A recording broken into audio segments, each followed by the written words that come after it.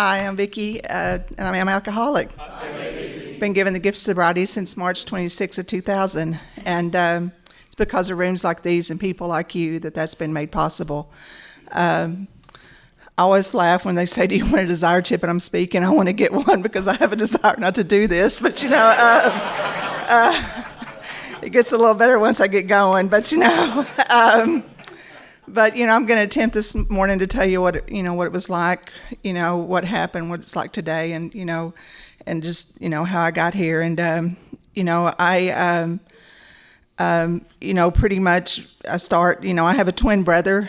We were born in Houston, and I'm not going to spend a long time on that, but we were born in Houston, and the reason I say that is you'll hear from my story today that I had to come in and out of these rooms for a lot of years before I could get it. And what I would encourage you, if you're new and you've picked up a chip, I'm going to encourage you to stay. It's a lot easier to stay than to keep coming back. But what I also know is the rooms of Alcoholics Anonymous were always there when I did keep coming back. The kindness and the love that people showed me throughout the years, I'll be forever grateful. It's one of the reasons Sunday Morning Live was a place my sponsor would bring me when I couldn't stay, and this is where she came, so I would come. And y'all were always so kind. I know I'd come once, and Mike, who he came up to me and goes, "Hey, Princess, how are you doing today?" And I was like, "Who's he talking to?"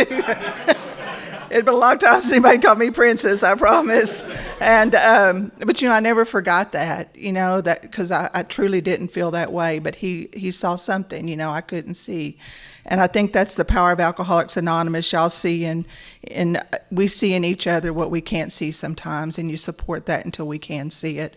And so I'm very grateful for that. But as I said, we were born in Houston, Texas. I'm a twin, and I always say that because he came in and picked up a chip and stayed. I had to come in and out. So even though we shared the womb, our stories are very different. He's about 10 years ahead of me, and but today the great thing, the gift of this program is we get to share this journey together, in sobriety. So.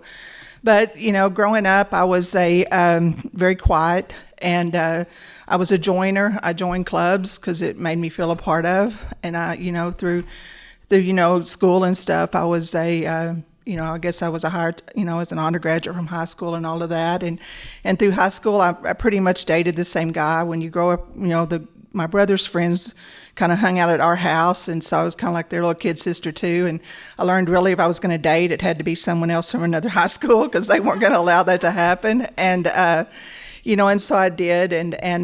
But somewhere about my senior year, I think I was always irritable, restless, and discontent. I was missing something. I didn't know what it was, but I was missing it. And I'd been working in a car dealership, and there was a mechanic. I was 18, he was 34, and somehow I got in my head he could show me what I was missing. And, I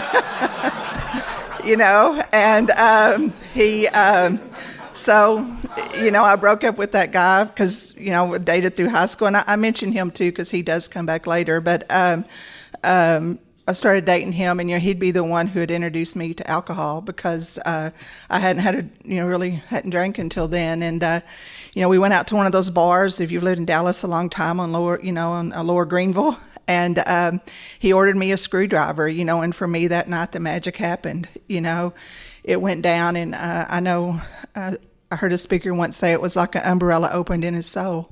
And all of a sudden I could laugh, I could tell jokes, I was funny, I was the life of the party, and I had never been that. And I wanted more. I wanted every chance. I know Clara S. from California said she was a pig out of the gate, and that's me. I was a pig out of the gate, I wanted as often as I could get it after that. And now the problem was I was 18 and at that time in Dallas that you weren't legal to drink, but when you're dating someone who's 34, no problem, and so, that kind of eased that. And so, we dated for about 3 more years, but, when I turned 21, he was old, now that's very young, but at the time that was old, and I was out in those bars one night because I did have a rule, you didn't leave one hymn without another hymn. And I looked across the,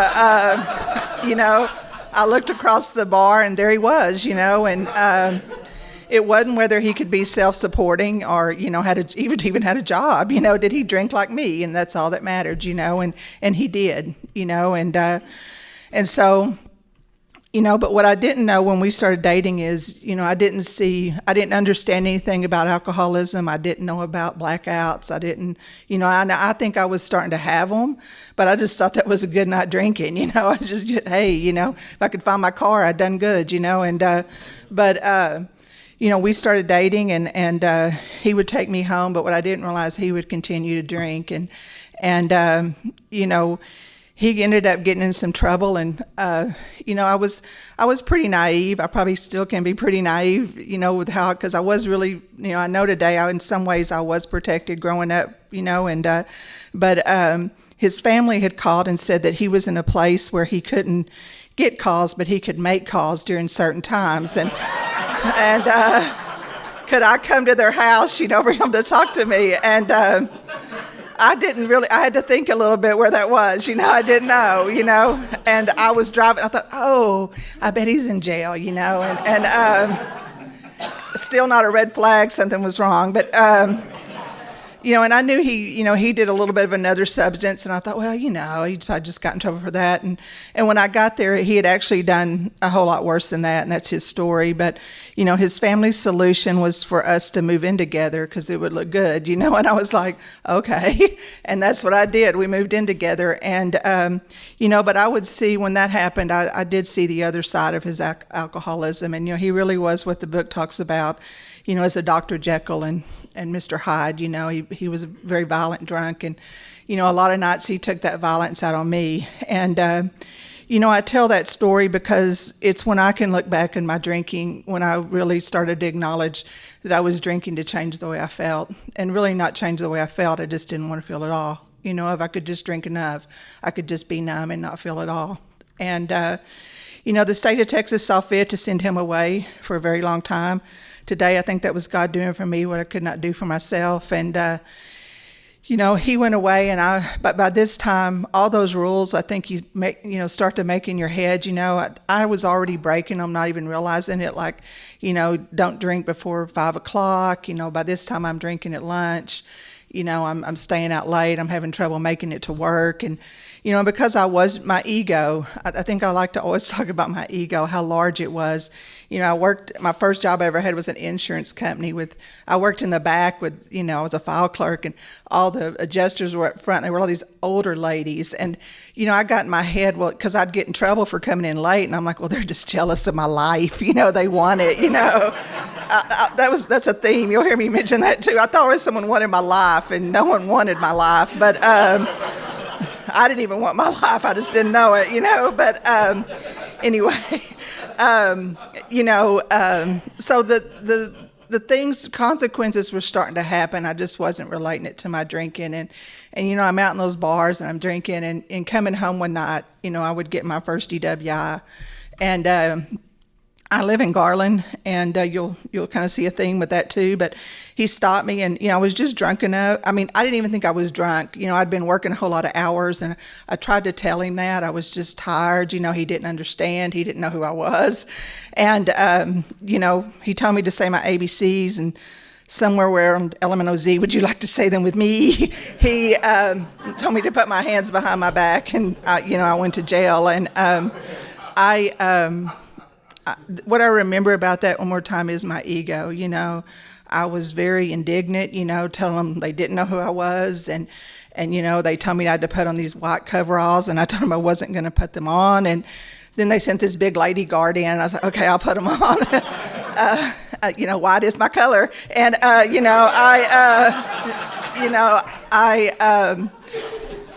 and then they gave me my phone call, and when I heard my mom's voice, I just broke down and started crying, because the reality was I was scared to death. I was scared to death to be in that place, and my family, they agreed to come and get me, and I got out, and but that didn't slow me down. I was in the bar the next day, and my good friends in the bar said, well, if you'd been in Dallas, they'd have just took you to Salvation Army and let you sleep it off. So I instantly had a resentment against the Garland police because I was wronged, and kept drinking. It didn't slow my drinking down, and rocked along there. And, just I always seemed to, I did end up losing that job from the insurance company and got a different. I've always been able to be, I think self-supporting and have a job, and I think that was also became one of my curses too, because I thought somehow I was managing my life. But I rocked along there, and by this time I'm probably, the blackouts I can tell you the blackouts were happening, and I was getting a little nervous about them, but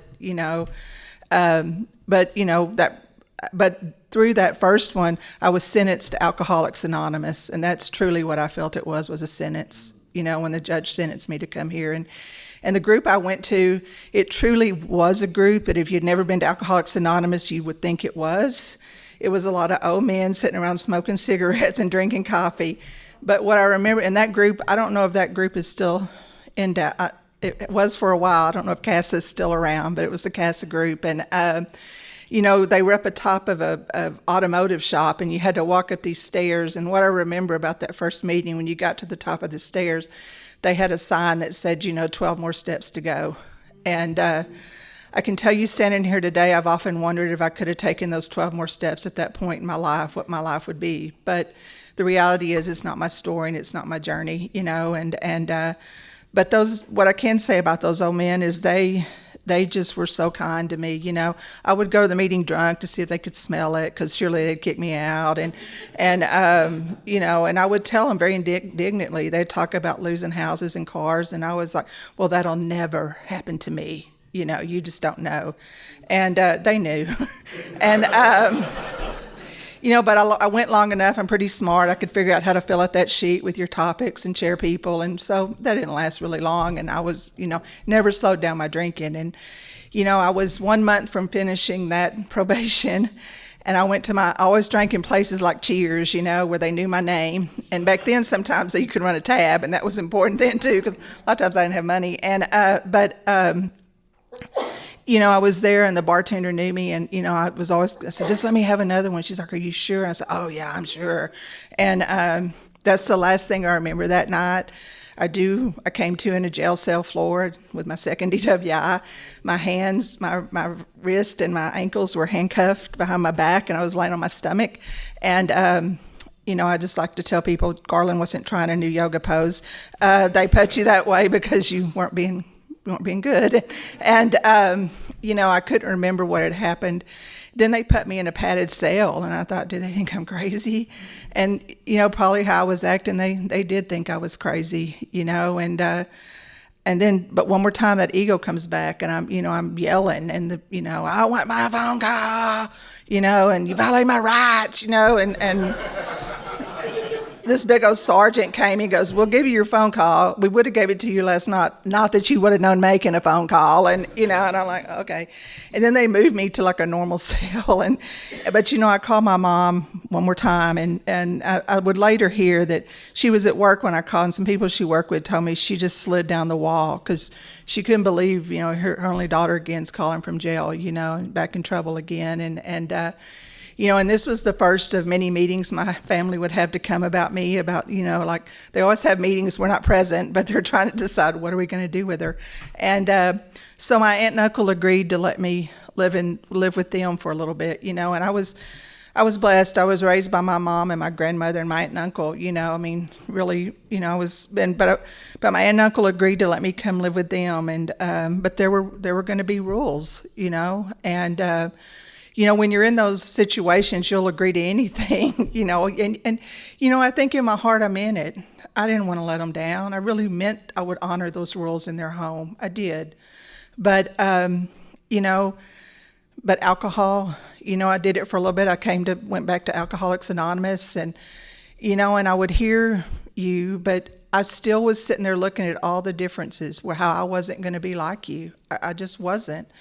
And, I came for a little bit, but then, I started, and then about that time, the guy that I had dated all through high school, I ran into him again, and he's a great guy, he's not one of us, and somehow I got in my head that if I could get him to marry me, I wouldn't need Alcoholics Anonymous, and so we started dating, and 3 months later, we got married, and he had a son from a previous marriage, and we I got busy making the outside look good.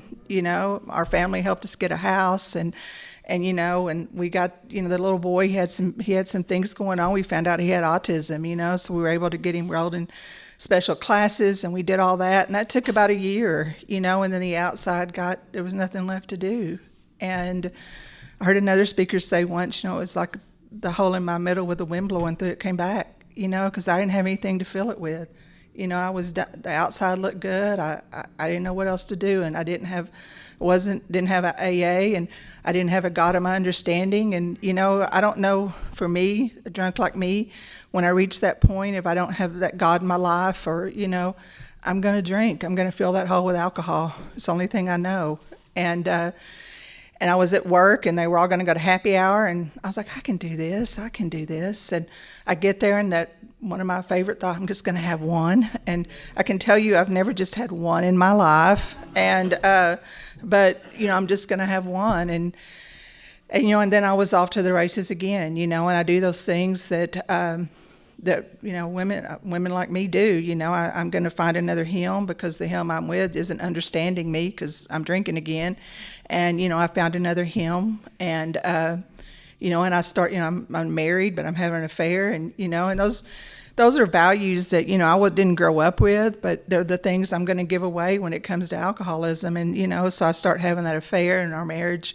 That little boy that we'd worked so hard to bring stability to his life. I've found a day. Now, only a drunk can find a daycare open till midnight, but I did. And but I'm leaving him in that daycare, and it's bringing all the stability, it's wrecking all that stability in his life, and I'm not proud of that, but that marriage, finally he had to walk away, and what I know today, and is he tried everything, and if love would have been enough, I wouldn't have been your speaker today, because he truly loved me, but I couldn't allow that. I was going to mess it up, and I did. And that marriage ended, and I'd met a girl out in the bars, and she was from Fort Worth, and I was from Garland, so I made probably the only geographical I ever made. I moved to Grand Prairie, and no, we had an apartment, and other issues are a part of my story, and I just mention them because other issues allowed me to. Once I discovered those, I could control the blackouts. They allowed me to drink atomically, where I didn't have to black out. The blackouts really were starting to scare me, because I was waking up in places that I didn't know how I got there, and with people I didn't know, and sometimes those people weren't really nice people, and they were really scaring me. So I wasn't going to think about my drinking. I just needed to manage the blackout, and our other issues, man, lived 2 doors down, and so our apartment was like a revolving door, and both of us, we both made, fairly good money. We just never seemed to have any of it, my car was Ford Motor Company was looking for it, because I wasn't making payments, and all those things I said in that first meeting and was so indignant would never start to happen were happening. I'd lost a marriage, I'd lost a house, and Ford quickly found the car, so that was coming. And, but I came to in that apartment one day, and I don't know, my God, I believe, allowed me to have moments of clarity along the way, such grace. When I think about God and those, I think about the grace of God, trying to guide me to the life that He wanted for me, not the life I was living. And I called my mom, and I asked if I could come back home, because I knew this wasn't how I was brought up to live. And she said, yes, you can. And so I went back home, and wasn't going to try Alcoholics Anonymous. I was going to try the fitness way to sobriety, so I started running, and this was about the time that my brother would go into treatment, somewhere about this time, and both of us were trying to tell our mom we were each the worst drunk. He's worse than but he had a wife, and he was going to treatment. But that lasted about 6 weeks, and a good friend of mine was turning 30, and I went to one of those little bars. I was just going to go help him turn 30, but right as I was getting ready to leave, an SMU fraternity showed up, and I thought they needed me to stay and show them how to drink, and in that little bar we were in, they had a club called Around the World, where you it was a bronze, silver, and gold. And if you drank all these beers from around the world, you got your name on a plaque that hung in the bar. And when you got to gold, you got a beer mug that hung from the bar with your name on it. And I signed up to go around the world that night, because I was 25. That was my big goal, was to have my name on a mug that hung from a bar. And I didn't make it quite around the world. I did make it to Garland to get my third DWI. And I was just drunk enough to know everything that was going on, and I was scared to death too, because I knew this was big trouble, and my life was told. That's when I had hot checks everywhere that weren't taken care of. Yeah, I meant to pay them. They floated a little too quick, but my life was pretty much a mess, and I was sitting in that jail cell, and I was just like, what am I going to do? Because when I called home to tell my mom, she said, "I'm sorry, we're not coming to get you this time. You can call your good friends you hang out in the bar with. We're not coming to get you. That's who you choose to live your life with." And I was like, I started to hyperventilate. I mean, they literally had to bring me a paper bag. I couldn't breathe. I was like, she didn't hear me. And the next morning, I got the phone again, and I called back home. And I have a younger brother, too. He's 9 years younger than me. And he got on the phone, and he said, your friends have come up with part of the money, and I'm going to give you the rest. And he said, but you have to sign over your car title to me. Now, my car was a drunk car, so I was more than happy. Oh, yes, you can have the car title. And how sad. He was 9 years younger than me, and he had more money in the bank than I did, And so they got me out of jail, and a friend of mine's Dad was an attorney, so he agreed to represent me because, I really was in serious trouble. I wasn't finished with one, pretty serious trouble there. And, but they got out, and one more time I went back to Alcoholics Anonymous. I kind of always knew the answer was here. I'd watch, by this time I'm starting to kind of see, and I came back here and but still, I didn't, I was always looking for those outside things. And I'd met a guy through my job. He was in Centocor drug treatment, and he had called and asked if I could take him to a meeting. And I'm like, oh, sure. And I used to say we dated, but we didn't. He went home with me that night, and we would spend the next 12 years together, And we did end up getting married, but, we just never could get it right together. Either I would be sober or he would be, it was vice versa. We never could really get any sober time together. And it was just kind of craziness. But also through the craziness, I want to talk about, we walked through some pretty big things in life together too, through all that craziness. At 29, my mother passed away. She had a heart attack and passed away. And by that time, my brother was in the program. And, one of the last conversations I had with my mom was, she told me she had been going to some of the meetings and counseling and stuff. And, she'd kind of gotten to where she always made a point to tell me, she said, I love you. And my one of the last comments would be, oh, whatever. And I hung up the phone, because I was very uncomfortable with anything to do with love. And plus I was just busy, but we got that call that morning. I got there, and even before they came and took my mom's body away, the members of Alcoholics Anonymous were there with my brother. Y'all showed up, and I did not want y'all there. I kept telling my brother, what are they doing here? They need to leave. This is private family business. And he's like, they're going to stay. And then y'all wanted to hug me too, and I'm like, stop. And yes, I was rude. I was not loving and kind. And every chance I got, I made a point that y'all didn't need to be there. And, but y'all walked us really, now that I look back on that, y'all really walked us through that. We didn't know how to do that, and, I tell that story because, later on there would come a time where the same kind of incident kind of would happen, and I wanted Alcoholics Anonymous there more than you could have ever known, but we walked through that and through the death of his dad. And so, just some things that you do when you're doing life together. But we also just couldn't, like I said, we couldn't seem to get sober together. he would pick my sponsor, I'd pick his sponsor, because only if we had the right sponsor we could make this work. And he picked up his desire chip for me one night in a meeting because he had a desire to stay sober. I refused. I'm like, I'm not getting it because I'm not staying sober. Those are the crazy things we did.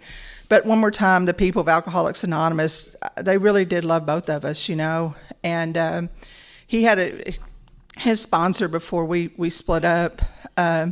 Was a guy named Dennis, and I love Dennis. He was just a great example of this program, and he called the house one night and he asked to speak to me, and I was like, why is he talking to me? That's breaking a rule. And but he got me on the phone, and he had a nickname for me. He called me Vicky, and he said, Vicky, I sure do miss seeing you at those meetings, and I love you a whole big bunch. And I couldn't tell him I was going to go back to those meetings because I knew I wasn't, and I couldn't lie to him, but I told him I loved him too, and I didn't know that, he had cancer, and I didn't know that, he knew that the time was coming, that he wasn't going to be here, and he just wanted to tell me that, because that's the kind of man he was. And, his wife had taken me when I couldn't say, she was the Al-Anon speaker at a lot of conferences, and she would take me around to these conferences. And she kept wondering why I'd get the gift for the lowest term sobriety at every conference, because I was drinking in between the conferences, But just so kind and, just to carry me around. And through those conferences, I still remember there was a guy named Slim that talked about learning how to speak English by reading the big book, So the people I met along the way, to me, were just, God was just, he sent such strong examples that this program will work if you want, work it. And, but, that marriage, I tried to stay, but one more time, I was traveling. I had a job I could travel with, and there's something about airports. I love airports because you can start drinking and you can be anybody you want because you're only going to be with them about 30 minutes, but I started making rules, and also because that I was having trouble in my marriage, I was going to find another him, and I did. So one more time I married, having an affair, but it was during this time. Now the affair had started, and I was talking to my sponsor because it was all my husband's fault. But she could see through, and she finally, I just remembered that I was having this affair, and I was supposed to meet with my sponsor one morning, and I didn't realize, she is older, and she busted me because she had caller ID, and I was shocked that she had caller ID. I was like, oh my God, she's up on technology. I'm going to be a little more careful. And but I hadn't thought about that in a long time. Sorry. She. That rocked along there, and I wasn't, but we did reach the determination that I needed to leave my marriage if I was ever going to stay sober, because he had become a power greater than myself. Now, what she didn't know, I was already starting to drink again, and I couldn't be honest about that.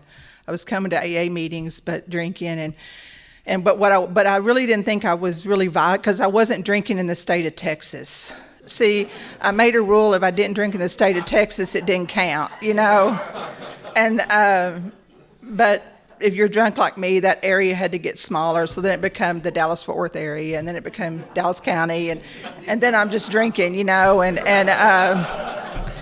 I wouldn't go, but I also justified it in mind. I would not go to meetings where you had to give your sobriety date, because I would be lying. Not that I wasn't lying to lead y'all believe I was sober, but in my mind, that made sense, But, eventually I got honest about, I'd left my husband, but I got honest about the affair, because in my mind originally I couldn't make the relation that affair had anything to do with drinking. What does that have to do with that? Well, it says all of our lives, not just my drinking, and that wasn't a result of it. And I would. And I would want to get sober, so I'd call and tell her I had a moment of clarity. She was just supposed to know that meant I drank again. I would never say I drank. And but then eventually, I would call and I guess it was in February of 2000 I called and she said, Vicky, I'll go to hell and back with you if you want this program, but I can't go to hell and leave you, and hell's where you're headed. She said, so don't call me again. Do you want this program? And she hung up, and I was like, well, how dare her? Well, I don't want her darn program. And I was angry, like, I can't believe she did that to me. And today I know she had to do that to me. She had to let me go and do what I had to do, and I kept drinking for about a month. And but then I hosted a deal for the job I had, and it was just a weekend of in and out of blackouts, drinking, doing things with people that you work with you shouldn't be doing. And I came to in that hotel room on a Sunday morning, and I looked at the person in the mirror, and there was just no soul anymore. My eyes were gray, my skin was gray. I just knew I couldn't and I think for me at that moment, I made this decision that it talks about in the big book. Either I was going to choose a spiritual way of life, or I was going to die an alcoholic death. And, and I believe an alcoholic death isn't about stopping breathing. I believe it's living the way I was living, looking for the next drink and, having to have it just to breathe. And I went home, I made it home. Thank God I didn't get stopped, because I probably would have got a 4 DWI. That's how much alcohol I had in my system. And I called her and I said, will you go to a meeting with me that night to pick up a chip? And, her and 2 of the women that had watched me coming out of this room came and picked me up that night. And, both of those women I'm still in contact with today, and I still have the same sponsor today. And we went and picked up, I went and picked up that chip, and that night the man chairing the meeting, he had, come to find out he had been the greeter at my brother's first meeting in Alcoholics Anonymous. And, at that point he had 20 years. And he came up, after the meeting, and he said, Vicky, don't let your guilt and shame make you leave these rooms. Stay. And I think that's why it's so important. I always want to tell people to stay, because someone told me, he just said stay, because I didn't know what he meant when he said that, but the guilt and shame would come. And it did get hard to come to these meetings for a little bit. But my sponsor in the very beginning, I had to call every day.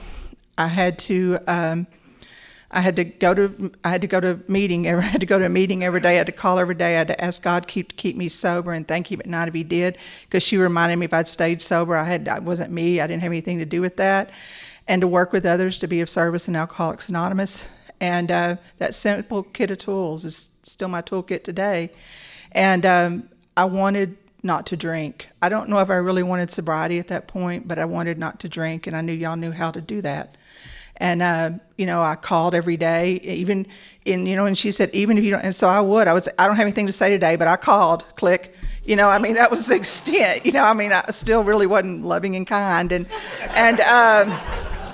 I would go to meetings and I would tell, y'all were laughing, and I thought, because at the point, life was pretty serious to me then.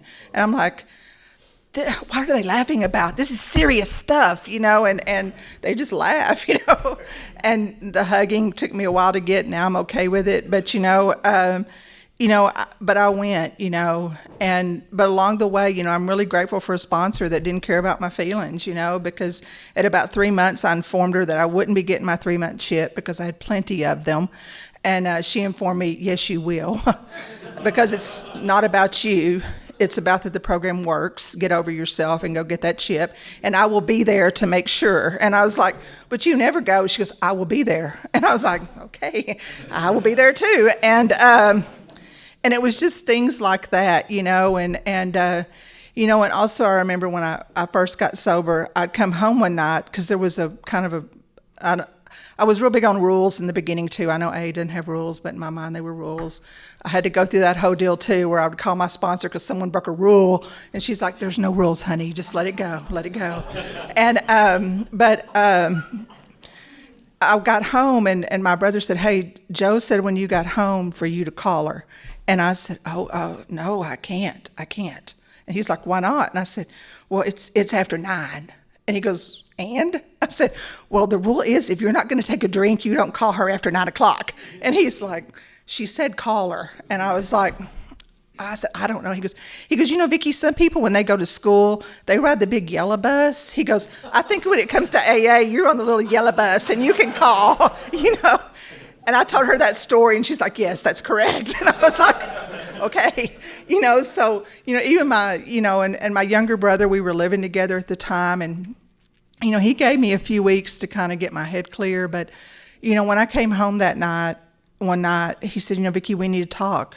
And he said, I don't know how this is going to turn out. He said, but I can tell you what I have to do for me moving forward. He goes, what I have to do for me is if you drink again, you got to leave. You can't live here anymore. And he goes, and when I say not live here, I don't want to hear from you. I don't want to know where you are. I want nothing else to do with you.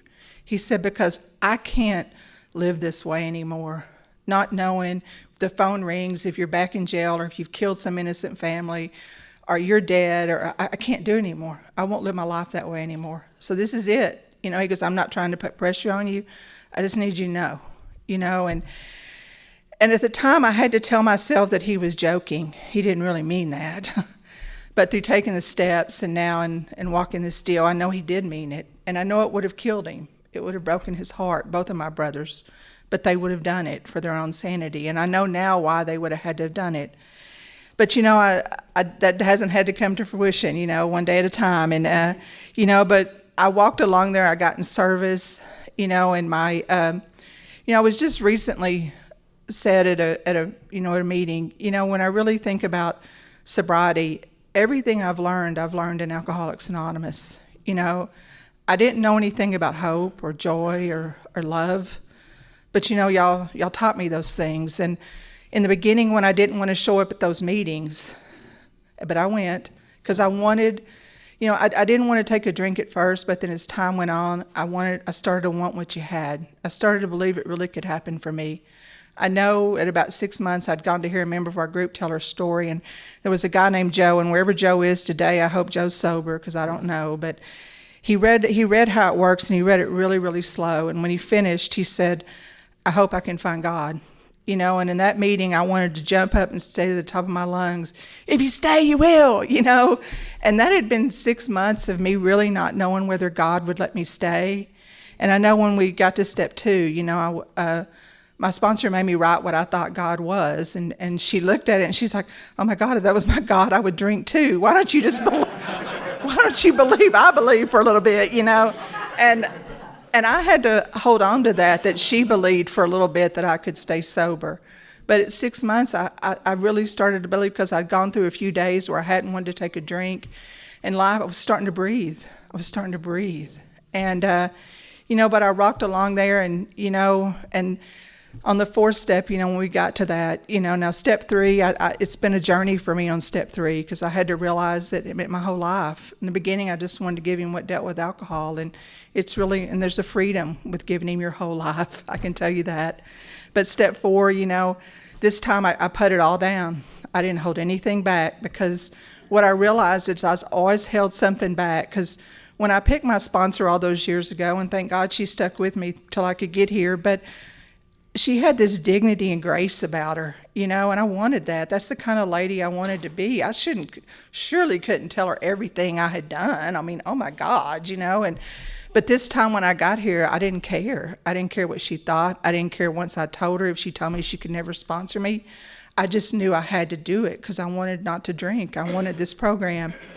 And, we went and I put, I believe that 4th step this time when I put everything on paper that I could, that I knew. More stuff came as time went on. But I think if I would have had to have looked at all of that truth in the very beginning, I don't know if I could have stayed. And to me, one more time, that's an example of God's grace in my life, And when those things did come up, I did deal with them immediately. But on that 4th step, I got down everything I could, everything I knew, everything on my heart. And, and I shared it all. And, she didn't tell me I had to leave. And I was actually kind of relieved because I found out we had both drank at the Debonair Dance Land, not together, but, at different times.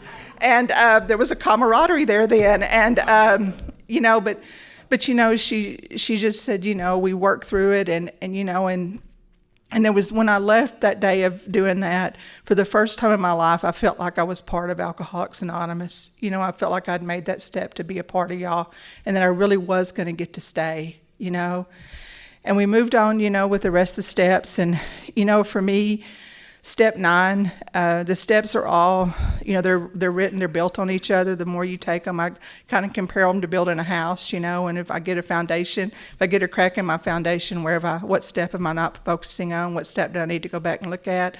But step 9 for me was life-changing, that guy that I dated in high school and went back and married, after I did we did my 8-step list. She told me the best thing I could do was leave him alone, and I was fine with that. And but he would come back. I had to put my car in the shop, and I had to go rent a car, and there he is. He's standing there, and I'm like, oh my God! And I take my purse, I'm like trying to get out of there, and I call her and tell her I ran into, and she goes, well, what'd you do? I said, well, I tried to hide. What do you think I did? And she said, well, you have to go back and make an amend. And I said, oh, no, that wasn't part of the deal, And she said, no, we live our lives today so we can look God and our fellow man in the eye. You have to go back. And took a week to get my car fixed. And I would call her and say, well, can they just keep my car? I don't understand. And but I went and I walked in that morning and I left. I couldn't make it. And, and I thought, oh my God, I'm going to have to call Joe. I'm going to drink. And I get my car and I'm leaving the dealership and I look down and my check engine light's still on. And I'm like, okay, God, I guess you're the God of check engine lights. And I went back, and that afternoon I went back, and I made that amend, and he just said, Vicky, if you're happy, that's really all I ever wanted for you, and I left there that day knowing the price I'd paid for my alcohol. One of the prices I'd paid for my alcoholism, was a man who had left me, truly. And, but what I know sometimes when we think about the 9th step, we think that's for us. But what I learned from that about 6 months later was he ended up getting married, and he's still married today. He has a little girl. And, I think he needed to hear that wasn't your fault.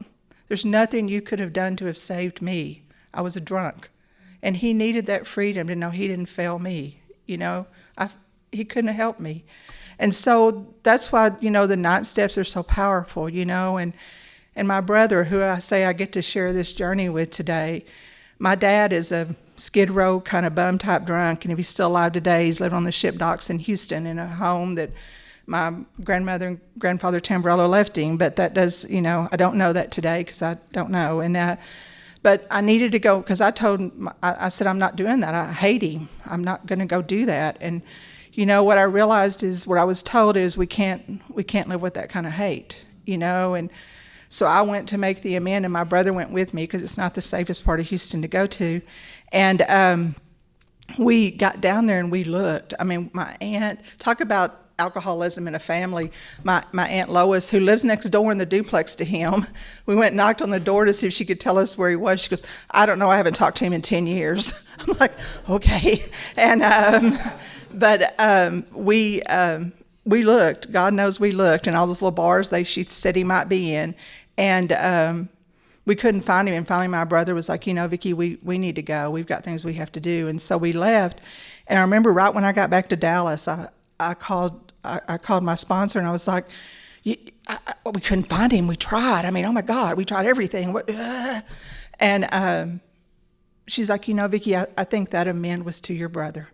He needed to see you were willing to go to any lengths to make that amend. And our relationship changed since then. We get to, I'm a part of their lives today, both of them, and, this program, the longer I stay sober and the more I look at it, it really is about being of service to people, being present in people's lives. And, I've had some amazing, I was looking at the sign there, nothing changes except everything. And that's truly my life today. I haven't done it perfect. I'd be lying to tell you, I've really had some dark times sometimes, and had to really fight my way back, But, at 10 years, I got involved in a relationship that went against one more time a value that I had, And it was, one more time, a very abusive relationship. Why I would do that at 10 years, I don't know, but I did. And, I had to fight back from that. And, but there's times that also, my younger brother today, He lives with me now. He lives with me today. I don't live with him. And due to health reasons, he has to live with someone. And, I think today, and I think, what if I hadn't stayed? We're a small family. Who would be there for him? And it's a privilege sometimes it's not a privilege because he can be quite difficult at times, but it's a privilege that I get to be there for him, and I think, my aunt and uncle, when they both passed, I was there when my aunt, and that was the story too, when my aunt took her last breath. I walked with them got to live with them while my uncle got cancer and passed away. And then my aunt, and, I never missed a day going to the hospital with her just because y'all taught me that's what you do. You show up when you don't want to, but as she was taking her last breath, we took a meeting to my sponsor's house at that time. And the phone rang, and it was them, the girls and her. And they're saying, hey, we're fixing to go to Ann's house, but do you need us? And I said, yeah, I do. I need y'all to come now. And they did, And so just the evolution of Alcoholics Anonymous, and wanting y'all there. And today I still want y'all there, and I'm privileged to have people who have been there, through all of my sobriety. And it's, but I remember too, thinking about those things. And just recently, my twin brother, his wife, they've been married 38 years, but truly a gift of the program of Al-Anon and Alcoholics Anonymous, that's been made possible. But we found out my sister-in-law has breast cancer, and it's stage 3, and it's, attached to the lymph nodes and all that stuff. And she started chemo, and, I went down to help them this last weekend, and we had a great weekend. I mean, it was a lot of hard work, but we had a great weekend. And as I was leaving, they kind of live on, we call it the land. They went and bought some acreage, so the land. But I was pulling out in front of them, and they were pulling out behind me. And there was just something in my heart, that I didn't want to leave. I wanted to see them pull out behind me, And when we got to the main road, I knew I would go one way and they would go one way. But, I just felt these tears come in my eyes because I knew in my heart that, the next time I see them, things are going to be different, and probably it's going to be harder for a little bit. And I know this is God's deal and he has it. And God, I don't know, but it really has brought home, some things to me. I know when we first found out, my younger brother looked at me and he said, Vicky, do you think if something really happens to Jeannie, could Mickey stay sober? And, that reminded me that our family never really forgets. They forgive, but it's always in the back of their mind. And, and all I could say was, I believe his God's big enough to walk him through that, and I do believe that. But that day, the tears in my eyes, and I thought, why am I doing this? Because I'm really not a crier, I'm like, why am I doing this? And it hit me. It's because I love them. I love them with all of my heart. I love both my brothers, and there's nothing I wouldn't do for them. But when I got here long time, I wouldn't allow myself to feel love like that, because I remember once at 2 years, I told Joe I'd be leaving my home group because I was going to leave before they cared. And she was like, you think you really have the power to control whether people care about you? And I informed her I did. And she said, no, honey, you don't, and you need to stay. And I'm so grateful she made me stay, because she made me stay, I learned to love those people, and they loved me. And now, and that transpired to my family. I know what love feels like. And what I also know, to truly love means it'll hurt sometimes. See, I wanted that love that never hurt. I wanted it to always feel good. But what I've learned about love and true love is that it will hurt, but it will feel great at times too. And true love means you'll be there when you don't want to be there. But when you're in those times that you don't want to be there, that you show up, it truly is the greatest gift. To me, Alcoholics Anonymous is like MasterCard. It's a gift that keeps giving, You You never know. You never know what gift the program of Alcoholics Anonymous is going to get. But what I can tell you, if you don't show up and take the action and are present here, you won't ever get the gifts, you know?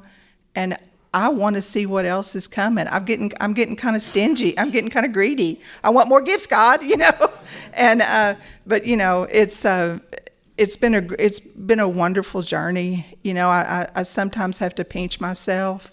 I've recently made a joke, and I guess I was telling my sponsor when I got my chip, you know, here's a little girl that when she got here, you know, she was looking at 6 digits on the back of an orange uniform, you know, and now she has the potential to make 6 digits, you know, so it's like, it's a wonderful world, you know. But, you know, the program of Alcoholics Anonymous, I love. God, He's been good. Y'all have, like I said, I cannot say thank you enough for the program of Alcoholics Anonymous for the life I have. It's a life, you know, when I got here, I didn't want to live. And today I truly have a life worth living. So thank y'all so much.